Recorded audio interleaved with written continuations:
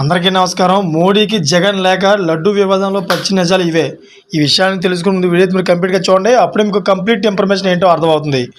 అదేవిధంగా చాలామంది వీడియో చూస్తున్నారు కానీ సబ్స్క్రైబ్ చేసుకోవడం మాత్రం మర్చిపోతున్నారు. దయచేసి సబ్స్క్రైబ్ చేసుకోండి. సబ్స్క్రైబ్ చేసుకోవడం వల్ల నేను చేసే ప్రతి ఒక్క అప్డేట్ మీరు ముందుగానే పొందగలుగుతారు.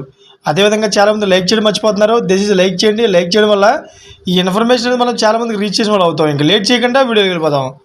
ఫ్రెండ్స్, మరోవైపు ప్రధానమంత్రి నరేంద్ర మోడీకి ఏపీ మాజీ సీఎం వైఎస్ జగన్మోహన్ రెడ్డి లేఖ రాశారు. అయితే ముఖ్యమంత్రి చంద్రబాబు తప్పుడు ప్రచారాలతో టీటీడీ ప్రతిష్టను దిగజార్చుతున్నారంటూ జగన్ ఆ లేఖలో రాశారు. అయితే లడ్డు వివాదంలో వాస్తవాలు ప్రపంచానికి తెలియాలి, నిజాలు నిగ్గు తేల్చాలి అని జగన్ అన్నారు. అయితే చంద్రబాబు దుష్ప్రచారం వల్ల ప్రపంచవ్యాప్తంగా ఉన్న కోట్ల మంది భక్తుల మనోభావాలు దెబ్బతినేలా అవకాశం ఉందని, సున్నితమైన అంశాన్ని రాజకీయ అవసరాల కోసం వాడుకుంటున్నారు, సీఎం పదవి ప్రతిష్టను దిగదార్చే విధంగా వ్యవహరించారు, టీటీడీ సాంప్రదాయాలపై అనుమానాలు పెంచే విధంగా మాట్లాడారు అని ఆ లేఖలో పేర్కొన్నారు. అదేవిధంగా తిరుమలకు వచ్చే నెయ్యి నాణ్యతను పరీక్షించే విధానం దశాబ్దాలుగా కొనసాగుతుందని జగన్ చెప్పారు.